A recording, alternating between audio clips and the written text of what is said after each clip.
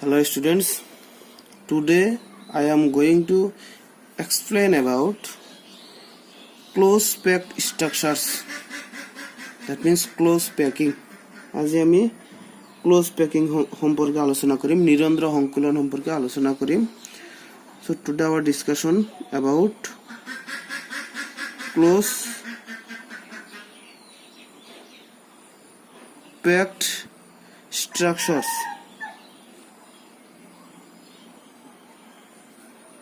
Structures, that means নিরন্ধ্র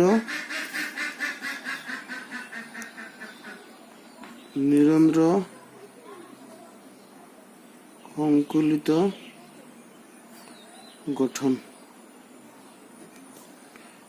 close packed স্ট্ৰাকচাৰ্ছ আৰম্ভ কৰাৰ আগতে যিবিলাকে এতিয়াও আগৰ ভিডিঅ'বিলাক চোৱা নাই, আগৰ ভিডিঅ'বিলাক চাই ল'বা. আৰু যদি কিবা অসুবিধা আছে কমেন্ট বক্সত গৈ কমেন্ট দিবা আৰু শ্বেয়াৰ কৰিবা, সাবস্ক্ৰাইব কৰিবা চেনেলটো, যাতে বেছি বেছি ভিডিঅ' আৰু তোমালোকক দিব পাৰি. সো এতিয়া ক্লোজ প্যাকড স্ট্ৰাকচাৰ সম্পৰ্কে হৈছো. ক্ৰিষ্টেলত যে কণাবিলাক থাকে, ক্ৰিষ্টেলত কণাবিলাক যেহেতু গোলাকাৰ হিচাপে ধৰা হয়, সো ক্ৰিষ্টেলৰ কণাবিলাক কঠিন পদাৰ্থ, তাৰমানে কঠিন পদাৰ্থৰ ক্ৰিষ্টেলত কণাবোৰ গোল কণা যিমানেই ওচৰা ওচৰি নাথাকক কিয়, এটা আনটোৰ লগত টাচত থাকিলেও, গোল বস্তুৱে এটা আনটোৰ টাচত থাকিলেও সিহঁতৰ মাজত সামান্য কি থাকে, খালী ঠাই থাকেই. সেই যিটো সজ্জা, ক্ৰিষ্টেলৰ কণাবোৰৰ যিটো সজ্জা, এই সজ্জাটোক কোৱা হয় নিৰন্ধ্ৰ সংকুলন.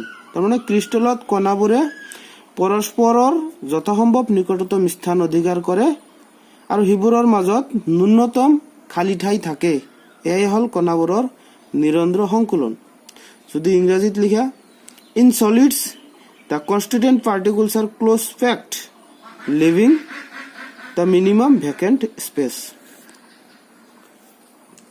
এতিয়া ক্ৰিষ্টেলত যে কণাবিলাক কৈছো যে যথাসম্ভৱ নিকটতম স্থানত থাকে, এতিয়া আমাৰ তিনি প্ৰকাৰে কণাবিলাকৰ সজ্জা আমি দিব পাৰিম. এটা হ'ব close packing in 1 dimension, another is close packing in 2 dimension, close packing in 3 dimension. একমাত্ৰিক নিৰন্ধ্ৰ সংকুলনৰ গঠন কেনেকুৱা হ'ব, দ্বিমাত্ৰিক ক্ষেত্ৰত কেনেকুৱা হ'ব, ত্ৰিমাত্ৰিক ক্ষেত্ৰত কেনেকুৱা হ'ব আমি আলোচনা কৰিম. সো একমাত্ৰিক, দ্বিমাত্ৰিক, ত্ৰিমাত্ৰিক যেনেকুৱা নহওক কিয়, ক্ৰিষ্টেলত যে কণাবিলাক সজ্জিত হৈ থাকে, এটা কণাই তাৰ নিকটতম যিমানটা কণাৰ সংস্পৰ্শত থাকে বা এটা কণাৰ নিকটতম প্ৰতিবেশী কণাৰ সংখ্যাক কোৱা হয় কণাটোৰ সমন্বয় সংখ্যা. ইয়াত এই সমন্বয় সংখ্যাটো আহিব, যে সমন্বয় সংখ্যা কাক বোলে, যে এটা কণাৰ নিকটতম প্ৰতিবেশী কণাৰ সংখ্যাক কণাটোৰ সমন্বয় সংখ্যা বোলা হয়. ইংলিছত লিখিবা, তোমালোকে ইংলিছত লিখিবা, the number of nearest neighbours of a particle is called its coordination number. The number of nearest neighbors of a particle is called its coordination number. Suppose আমি প্ৰথমতে গলো একমাত্ৰিক ক্ষেত্ৰত নিৰন্ধ্ৰ সংকুলন. সো প্ৰথমতে আহিল একমাত্ৰিক নিৰন্ধ্ৰ সংকুলন.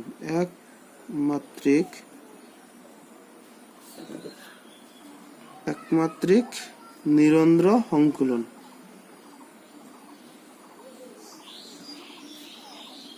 নিৰন্ধ্ৰ সংকুলন ইংলিছত কব close packing in 1 dimension. Close packing in 1 dimension. Packing মানে সংকুলন. আমি যে ঘৰত কৰবাত যাওঁতে বেগত যে বস্তু বাহিনী পেকিং কৰো, কাপোৰৰ পেকিং হওক নাইবা যিকোনো সামগ্ৰী আমি যেতিয়া পেকিং কৰো, এটা বস্তু আন এটা বস্তুৰ লগত গাতে একেবাৰে ঠিক এনেকৈ লাগি থাকে. এনেকুৱা নহয় যে মাজত খালী ঠাই থাকে, এটাৰ ওপৰত আনটো বস্তু থলে এনেকুৱা খালী ঠাই নাথাকে, ডাইৰেক্ট এটা আনটোৰ ওপৰত এনেকুৱা লাগি থাকে. সেইটো ক'ব পেকিং, ক্লোজ পেকিং, বন্ধ পেকিং. যদি আমি 1 ডাইমেনশনালি চাওঁ, কণাবিলাক এনেকুৱা থাকে. কণাবিলাক যেহেতু গোল, সো গোল কণাবিলাক তুমি যিমানেই ওচৰা ওচৰি নিদিয়া কিয়, এই যে এইবিলাকৰ মাজত সামান্য হলেও খালী ঠাই থাকিবই. এই যেটো সজ্জা, এই সজ্জাটোক ক'ব ক্লোজ প্যাকিং স্ট্রাকচার, নিরন্ধ্র সংকুলিত গঠন.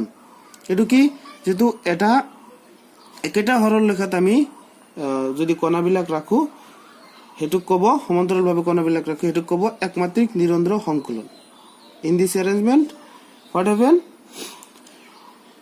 only one way of arranging spheres in a one dimensional close packed structures one dimensional কি হয় only one way of arrangement so এটা দিশত আমাৰ কি হৈছে কণাবিলাক খজিত হৈছে so তেতি হলে একমাত্ৰিক ক্ষেত্ৰত এটো স্ট্ৰাকচাৰত ক্লোজ প্যাক্ট কণা কোনবিলাক কব এই সাইডৰ দুটা কিন্তু ক্লোজ প্যাক্ট হোৱা নাই কাৰণ এটো ওপেন হৈ আছে এফিল ওপেন এই মাজৰ কেটাহে আমি ক্লোজ প্যাকিং স্ট্ৰাকচাৰ হ'ব বুলি কব লাগিব তেতি হলে এই মাজৰ বিলাকৰ নিৰন্ধ্ৰ সংকলন কি কয় সমন্বয় সংখ্যা কিমান দেখা গৈ আছে প্ৰতিটো কণাই তাৰ ওচৰত দুইফালে দুটা কণাৰ সংস্পৰ্শত আছে সেই কাৰণে একমাত্ৰিক ক্ষেত্ৰত কোঅৰ্ডিনেশন নাম্বাৰ হ'ব CN means coordination number হ'ব 2 coordination number 2 because in one dimension close packing structure one atom is attached with two nearest neighboring atom that means one atom touch with one particle touch with two neighbors particles that's why coordination number of a atom is of a particle is 2 only 2 so etu gol ekmatrik nirandra সংকলন আৰু এক প্ৰকাৰ আছে দ্বিমাত্ৰিক নিৰন্ধ্ৰ সংকলন দ্বিমাত্ৰিক ক্ষেত্ৰত নিৰন্ধ্ৰ সংকলন close packing in two dimension close packing in two dimension দ্বিমাত্ৰিক ক্ষেত্ৰত নিৰন্ধ্ৰ সংকলনৰ আমি দুই ধৰণে গঠন পাম যদি আমি প্ৰথমতে এনেকৈ সজ্জাটো আকো এনেকৈ প্ৰথমতে আমি এটা লাইন দিলো এটো আছে সব প্ৰথম হাৰিত থকা কণাবোৰ ঠিক পুনে তলে তলে দ্বিতীয় হাৰিৰ কণাবিলাক যদি ৰখা হয়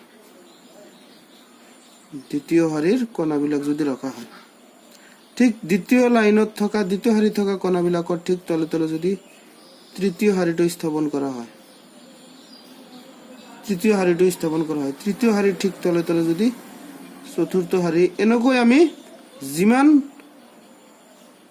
লাইনে নিদিও কিয় আমি যদি একেবাৰে তলে তলে এটা কণাৰ ঠিক তলে তলে অনুভূমিক আৰু উলম্ব উভয় দিশত যদি সমান্তৰালভাৱে কণাবিলাক থাকে হৰিজন্টাল আৰু ভাৰ্টিক্যালি প্ৰত্যেকটো যদি একেই থাকে তেতিয়াহলে কি হ'ব the spheres of the two rows are aligned horizontally as well as vertically দুইভাৱে যদি আমাৰ একেবাৰে প্ৰতিটো কণাৰ তলে তলে কণাবিলাক থাকে তেতিয়াহলে স্ট্ৰাকচাৰ কেনেকুৱা হ'ব ইয়াতে দেখা গৈ আছে আমি ক্লোজ প্যাক্টত কোনবিলাক থকা বুলি কম এই লাইনৰ টু ওপেন আছে এফালে খোলা আছে এই লাইনৰ টু ওপেন আছে এই লাইনৰ টু ওপেন আছে এফালে খোলা আছে আমি মাজৰ বিলাকৰ চাম সো মাজৰ কোনটা হাইলাইট কৰিলো এটো কোণাই হাইলাইট কৰিলো সাপোজ সো এটা কোণাই তাৰ নিকটতম কিমানটা কোণাৰ সংস্পৰ্শত আছে ওফালে এটা আছে বাফালে আছে এটা ওপৰত এটা কোণাৰ লগত সংস্পৰ্শত আছে তলত এটা কোণাৰ সংস্পৰ্শত আছে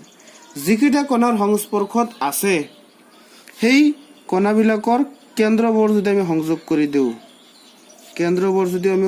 কৰি দিও যিকিটা কোণাৰ মানে প্ৰতিবেশী কোণাৰ কেন্দ্ৰবোৰ যদি সংযোগ কৰি দিয়া হয় if you join the centers of the neighboring particles then what happen the square is formed যে আমি কি পাইছো এটা বর্গক্ষেত্র পাইছো এটা বর্গ হৈছে বর্গক্ষেত্র পাইছো স্কয়ার পাইছো আমি এটা so that means this structure is called this type of close packing structure is called square close packing এটো কব square close packing in two dimension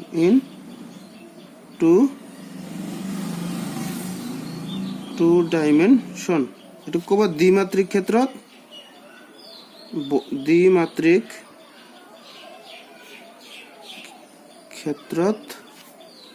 বর্গাকার নিরন্ধ্র সংকুলন বর্গাকার নিরন্ধ্র সংকুলন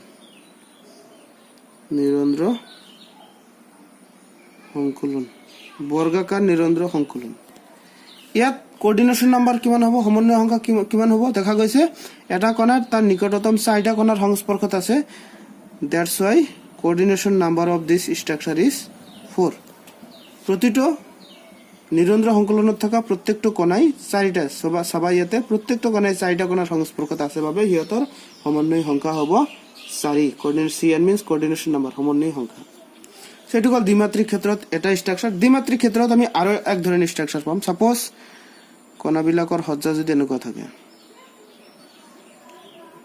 if we arrange the second line in the যদি দ্বিতীয় লাইনটো এটুক আমি কি কম কেনে ধৰণৰ হৈছে এটু সাপোজ এ এটু তেতে হলে হ'ব এ এটু হ'ব এ এটু হ'ব এ একে ধৰণৰ আছে গোটেই কেইটা লাইন একে ধৰণে আছে গতিকে এটু কব এ এ এ টাইপ এই সজ্জাটো হ'ব এ এ টাইপৰ যদি আমি এনেকৈ ৰাখো এটা দিছো এ আনটো আমি বেলেগ দিম এটু কেনেকুৱা বেলেগ দিম যদি আমি প্ৰথম লাইনত থকা কণাবোৰৰ ঠিক ডিপ্রেশনত আমি যদি দিও depression if you arrange the second row in the depression of first row তার মানে দং হয় এটুক কয় দং প্রথম হারিত থকা কণাবোৰৰ মাজৰ দং হয় যদি দ্বিতীয় হাৰিত থকা কণাবোৰক ৰখা হয় তেতিয়াহ'লে কেনেকুৱা হ'ব ঠিক ইয়াতে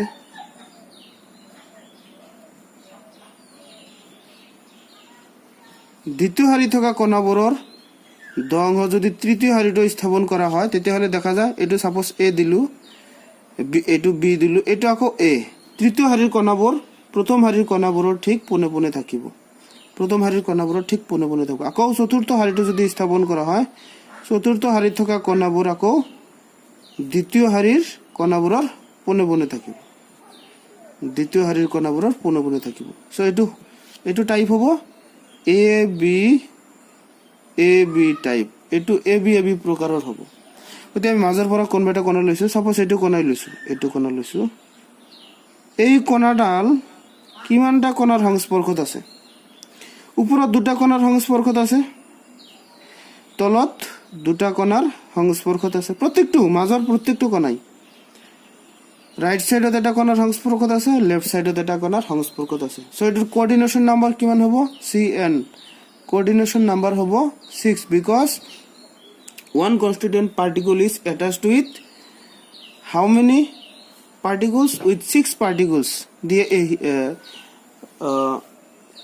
neighboring number of neighboring particle is 6 so nearest neighboring particle is 6 if you join all the neighboring particles center of the neighboring particles then what happen যদি আমি এই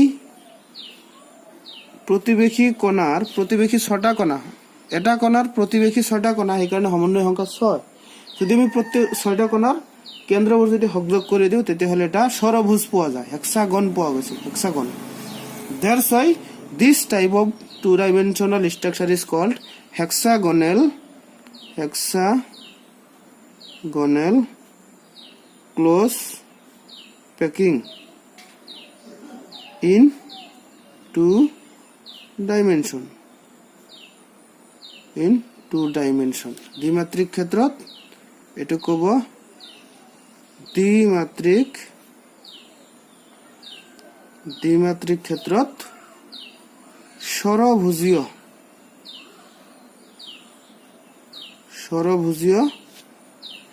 নিৰন্ধ্ৰ সংকুলন সংক্ষেপত কোৱা হয় HCP নিৰন্ধ্ৰ সংকুলন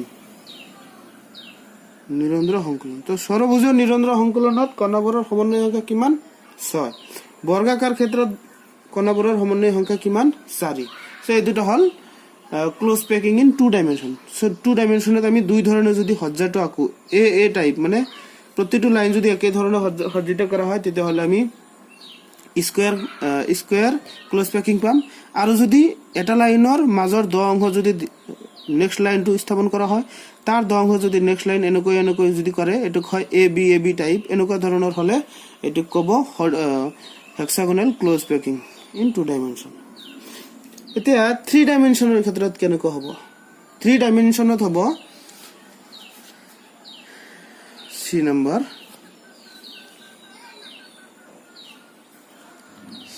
নম্বৰ হ'ব ত্ৰিমাত্ৰিক ক্ষেত্ৰত নিৰন্তৰ সংকলন ত্ৰিমাত্ৰিক ক্ষেত্ৰত নিৰন্তৰ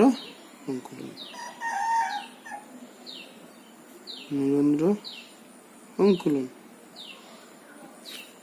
ক্লোজ পেকিং ইন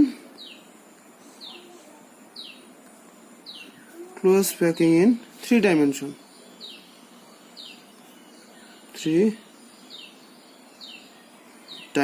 ত্ৰিমাত্ৰিক ক্ষেত্ৰত নিৰন্তৰ সংকলন কেনেকুৱা হ'ব এই যে আমি দুই ধৰণৰ দ্বিমাত্ৰিক ক্ষেত্ৰত নিৰন্তৰ সংকলন পাইছো এতিয়া এই বৰ্গাকাৰ দ্বিমাত্ৰিক নিৰন্তৰ সংকলনৰ ওপৰত যদি আৰু এটা এই একে ধৰণৰ কোণা যদি একে ধৰণৰ স্তৰ এইটো সাপোজ এটা বৰ্গাকাৰ নিৰন্তৰ সংকলন পাইছো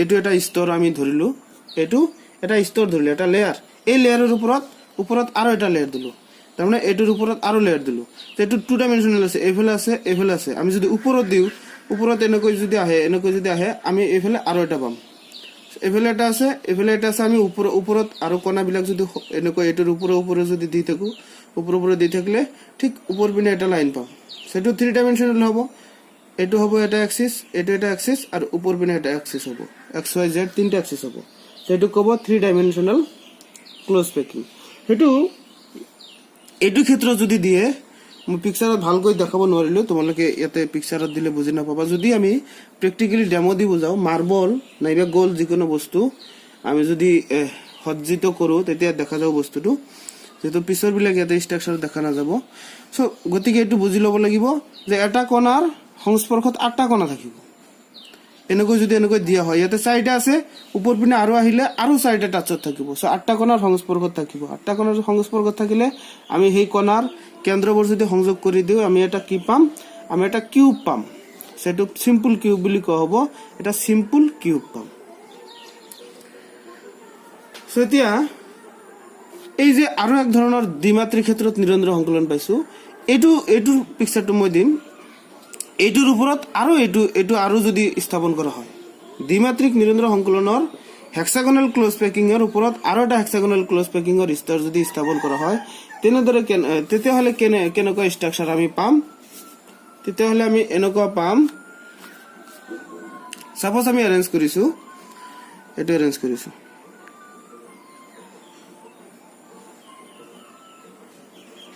গ্লোক বিলাক সমান হলেহে ভাল হয় সমান হোৱা নাই ইয়াতে এটো সমান হোৱা নাই এটো ডাঙৰ হৈছে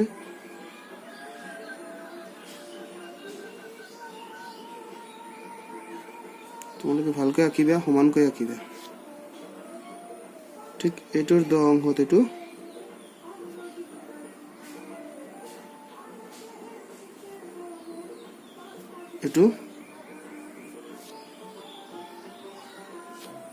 বাদ দিয়ে এটো ভাল নহল বেছি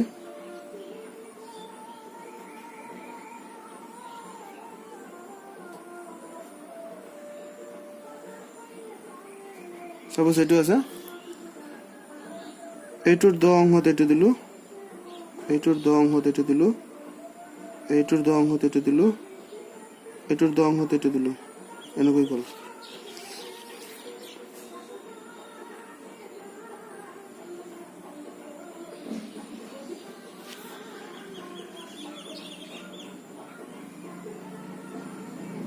এনেকৈ যদি দিয়া হয় আৰু এটা দিলো তিনটা দিলো সাপোজ ইয়াতে আমি এই যে মাজত প্ৰতিটো ষ্ট্ৰাকচাৰ দ্বিমাত্ৰিক ক্ষেত্ৰত হক এতিয়া ত্ৰিমাত্ৰিক যদি দিও কেনেকৈ দিম এই যে আমি এতে কোণাবিলাক দিছো এই মাজত এটা কৈ কি পোৱা গৈছে হোল আছে না এই হোল বিলাক কি কোৱা হয় যে দ্বিমাত্ৰিক বা ত্ৰিমাত্ৰিক নিৰন্তৰ সংকলনৰ গঠনত কি থাকে মাজত কোণাবিলাকৰ গঠনত আমি জানো যেহেতু কোণাবিলাক গোল যিমানে আমি ওচৰা নিদিও কিয় মাজত সামান্য খালি ঠাই থাকিবই এই খালি ঠাইবোৰক কোৱা হয় ৰন্ধ্ৰ ভয়েড এই খালি ঠাইবোৰক কোৱা হয় ভইড। ভইড মিন্স ৰন্ধ্ৰ, অসমীয়াত কয় ৰন্ধ্ৰ। ৰন্ধ্ৰ মানে হ'ল তাৰমানে এই দ্বিমাত্ৰিক নিৰন্ধ্ৰ সংকলনৰ গঠনত বা ত্ৰিমাত্ৰিক নিৰন্ধ্ৰ সংকলনৰ গঠনত কণাবোৰৰ মাজত যিটো খালী ঠাই থাকে এই খালী ঠাইবোৰক কোৱা হয় ৰন্ধ্ৰ। এই ৰন্ধ্ৰবিলাক কেনেকুৱা? ত্ৰিভুজ আকৃতিৰ ৰন্ধ্ৰ। এই যে এইটো ত্ৰিভুজ, এইটো ত্ৰিভুজ, এইটো ত্ৰিভুজ। কিছুমান আছে শীৰ্ষবিন্দু ওপৰমুৱা, এইবিলাক শীৰ্ষবিন্দু ওপৰমুৱা, আৰু ইয়াত কিছুমান আছে শীৰ্ষবিন্দু আকৌ তলমুৱা। ঠিক এইটো লেয়াৰৰ ওপৰত যদি আমি আৰু এটা লেয়াৰ দিওঁ, যিটো লেয়াৰত এইবিলাকৰ কেন্দ্ৰৰ মাজেৰে যদি দিয়া হয়,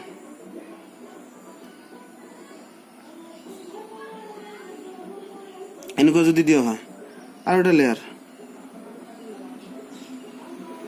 এটা লেয়াৰ যদি দিয়া হয় কেনেকুৱা হ'ব? এনেকুৱা। ঠিক এইটোৰ দ অংশত আৰু এটা যদি দিয়া হয়, এইটোৰ দ অংশত আৰু এটা দিয়া হয়, এইটোৰ দ অংশত যদি আৰু এটা দিয়া হয়, এইটোৰ দ অংশত যদি আৰু এটা দিয়া হয়, এইটোৰ দ অংশ যদি আৰু এটা দিয়া হয়, ঠিক সেনেকৈ এইটোৰ দ অংশ যদি এইটো দিয়া হয়, এইটোৰ দ অংশ যদি এইটো দিয়া হয়, এইটোৰ দ অংশ যদি এইটো দিয়া হয়, এইটোৰ দ অংশ যদি এইটো দিয়া হয়, এনেকৈ দিয়া হয়। এনেকৈ দিলে কেনেকুৱা হ'ব? এটা বুজা যোৱা নাই, তোমালোকে বুজি পোৱা নাই হয়তো চাগে। তাৰমানে পিকচাৰটো এনেকুৱা হ'ব, মই দেখাই দি আছো, কিতাপত দেখাই দি আছো। পিকচাৰটো এনেকুৱা হ'ব, এনেকুৱা হ'ব। এই যে এই ডাঠকৈ যিটো লাইন দিছে এইটো তলৰ স্তৰ, এইটো তলৰ স্তৰ, আৰু ওপৰতটো আছে এই যে হালকা কৰি দিছে, যিটো অলপ অলপ কৈ দিছে, যিটো ভালকৈ উঠা নাই, এইটো ওপৰৰ স্তৰ, তলৰ স্তৰ সেইটো। চোৱা, তলৰ স্তৰৰ এই যে ত্ৰিভুজ আকৃতিৰ ৰন্ধ্ৰবিলাক আছে, এইটোৰ ওপৰত, ঠিক ওপৰতে ওপৰৰ স্তৰৰ এটাকৈ কণা গৈছে, এইটোত গৈছে, এইটোত গৈছে, এইটোত গৈছে, এই লাইনত প্ৰত্যেকটোত গৈছে। আৰু তলৰ লাইনৰ কণাবিলাক কেনেকৈ গৈছে? তলৰ এইটোৰ ছেকেণ্ড স্তৰৰ, ছেকেণ্ড লেয়াৰৰ ছেকেণ্ড লাইনৰ কণাবিলাক এনেকৈ গৈছে। কিছুমান কণা কিছুমান ৰন্ধ্ৰৰ একেবাৰে ওপৰেদি গৈছে, কিছুমান ৰন্ধ্ৰ আকৌ চাইড দি গৈছে, কিছুমান ৰন্ধ্ৰ গোটেইখিনি মাজত পৰিছে, কিছুমান ৰন্ধ্ৰ এই ৰন্ধ্ৰবিলাক যে আছিল তলৰ লেয়াৰৰ ৰন্ধ্ৰবিলাক কিছুমানৰ চাইড দি গৈছে। এতিয়া তলৰ লেয়াৰৰ যিটোৰ ওপৰেদি ওপৰৰ লেয়াৰৰ এটাকৈ কণা গৈছে, সেইটোত ত্ৰিভুজ আকৃতিটোৰ সম্পূৰ্ণৰূপে সেনেকৈ আছে, এইটোত এটাই আছে, এটাকৈ ত্ৰিভুজ আকৃতিৰ আছে। সেইটো কেনেকৈ হৈছে? এইটো তলৰ দুটা তিনিটা মিলি যিটো ত্ৰিভুজ আছিল তাৰ ওপৰত এটা কণা হৈছে, চাৰিটা কণাৰ সংস্পৰ্শৰ কাৰণে এই ৰন্ধ্ৰটো হৈছে কাৰণে এইটো কোৱা হ'ব টেট্ৰাহেড্ৰেল ভইড। এইটো ক'ব চতুৰ্ফলকীয় ৰন্ধ্ৰ। মই আৰু ভালকৈ ছেপাৰেট কৰি বুজাই আছো চতুৰ্ফলকীয় ৰন্ধ্ৰ কেনেকুৱা হয়। আৰু ইয়াত হৈছে কি? ইয়াত দুটা ত্ৰিভুজ হৈছে। এই তলৰটো চোৱা, তলৰটো এটা শীৰ্ষবিন্দুৰ তলপিনে এটা ত্ৰিভুজ আছে, ঠিক তাৰ ওপৰেদি আৰু এটা ত্ৰিভুজ হৈছে। ইয়াত এটা ত্ৰিভুজ হৈছে ওপৰেদি আৰু এটা তলেদি আছিল। তলৰটো কেনেকুৱা হৈছে? তলৰ দুটা আৰু ওপৰৰ, আৰু ঠিক তলৰটো হৈছে তলৰ দুটা আৰু ওপৰৰ, এইটো মিলি তলৰ ত্ৰিভুজটো হৈছে। আৰু ওপৰৰটো কেনেকুৱা হৈছে? ওপৰৰ দুটা আৰু তলৰ, এইটো মিলি এটা ত্ৰিভুজ হৈছে। এনেকৈ দুটাকৈ ত্ৰিভুজ আমি ইয়াতে পাইছো। তেতিয়াহ'লে দুটাকৈ ত্ৰিভুজ আমি পাইছো, সেইকাৰণে ইয়াতে এইটো হ'ব অক্টাহেড্ৰেল। 6টা গোলক থাকিব, 6টা গোলকৰ কেন্দ্ৰবিলাক টানি দিলে আমি এটা অক্টাহেড্ৰন পাম, যাৰ কাৰণে এইটো কওঁ অক্টাহেড্ৰেল ভইডছ, মানে অষ্টফলকীয় ৰন্ধ্ৰ। ইয়াত ত্ৰিমাত্ৰিক ক্ষেত্ৰত এটা লেয়াৰৰ ওপৰত যদি আমি দ্বিমাত্ৰিকৰ এটা লেয়াৰৰ ওপৰত যদি আমি আৰু এটা লেয়াৰ স্থাপন কৰোঁ, তেতিয়াহ'লে দেখা যায় দুই ধৰণৰ ৰন্ধ্ৰ পোৱা যায়, এটা টেট্ৰাহেড্ৰেল, এটা অক্টাহেড্ৰেল। দুই ধৰণৰ ৰন্ধ্ৰ আমি ইয়াত পালোঁ। মই ইয়াৰ পৰা টেট্ৰাহেড্ৰেল আৰু অক্টাহেড্ৰেল ৰন্ধ্ৰৰ মই ছেপাৰেট কৰি আনিছোঁ। ইয়াৰ পৰা যদি ছেপাৰেট কৰি আনো, ছাপ'জ তোমাৰ টেট্ৰাহেড্ৰেলটা কেনেকুৱা হ'ব? টেট্ৰাহেড্ৰেলটো এনেকুৱা হৈছে, ইয়াতে তলত এটা লেয়াৰ আছে, ঠিক তাৰ লগত এইটো এটা ত্ৰিভুজ, এইটো ত্ৰিভুজৰ শীৰ্ষবিন্দুত ওপৰমুৱা নে তলমুৱা যেনেকৈ নাথাকক কিয়, কিছুমানৰ ওপৰমুৱা তলৰ লেয়াৰৰ, কিছুমানৰ শীৰ্ষবিন্দু ওপৰমুৱা ত্ৰিভুজৰ, কিছুমানৰ তলমুৱা। এইটো হ'ল এইটোৰ ওপৰত ঠিক এনেকৈ আৰু এটা বিন্দু গৈছে, আৰু এটা গোলক গৈছে, গোটেই 4টা গোলক আছে। এই যিটো ভইড ইয়াত, এইটো ক'ব টেট্ৰাহেড্ৰেল ভইড, টেট্ৰাহেড্ৰেল ভইড। মানে অসমীয়াত লিখিব অষ্টফলকীয় ৰন্ধ্ৰ। এইটো আমি অষ্টফলক কেনেকৈ হ'ল দেখাই আছো।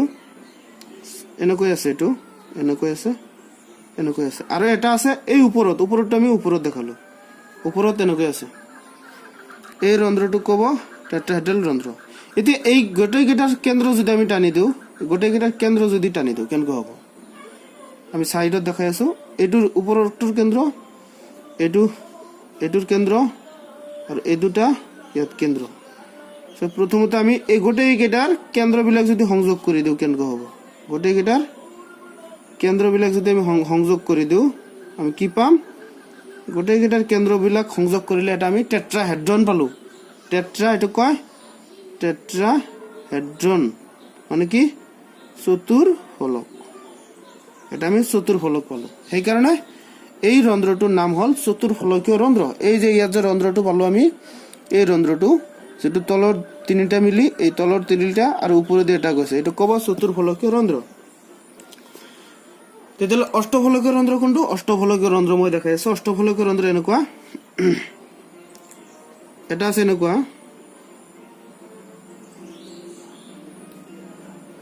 এইটো এটা, এইটো এটা, আৰু এটা আছে ওলোটা। এইটোৰ ওলোটা কেনেকুৱা? এইটো ওলোটাটো এনেকুৱা আছে।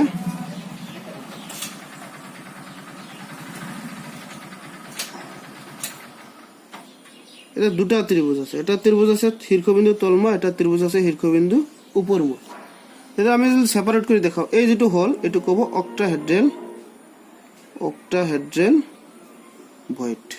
অক্টাহেড্ৰেল ভয়েড, এইটো ক'ব অষ্টফলকীয় ৰন্ধ্ৰ। অষ্টফলকীয় ৰন্ধ্ৰ।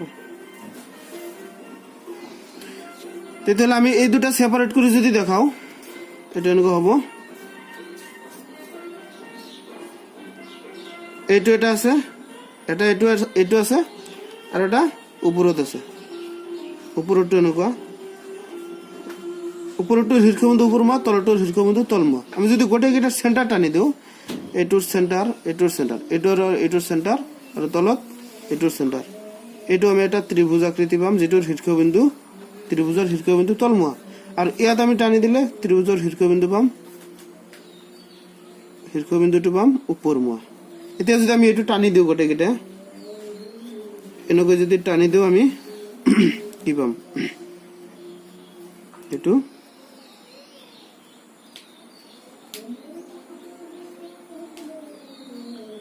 টানি দিলে আমি কি পাম? এইটো এটা গোটেইখিনি টানি দিলে এই ত্ৰিভুজটো আছিল এইটোৰ কেন্দ্ৰ, এই ত্ৰিভুজটো আছিল এই গোটেইকেইটাৰ কেন্দ্ৰ। এতিয়া গোটেইকেইটা টানি দিয়াৰ পিছত কি হৈছে? এটা অক্টাহেড্ৰন হৈছে। অক্টাহেড্ৰন মানে কি?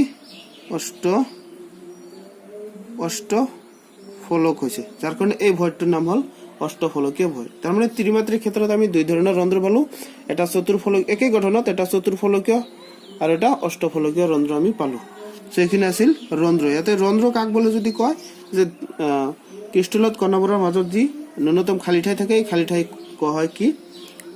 ভয়েড কেই প্ৰকাৰৰ? দুই প্ৰকাৰৰ, এটা চতুৰ্ফলকীয় টেট্ৰাহেড্ৰেল আৰু এটা অক্টাহেড্ৰেল অষ্টফলকীয়। টেট্ৰাহেড্ৰেল কেনেকুৱা, অক্টাহেড্ৰেল কেনেকুৱা, আশা কৰিছো তোমালোকে বুজি পাইছা। যদি কিবা অসুবিধা আছে কমেণ্ট বক্সত কমেণ্ট কৰিবা, আৰু শ্বেয়াৰ কৰিবা, ছাবস্ক্ৰাইব কৰিবা। ধন্যবাদ।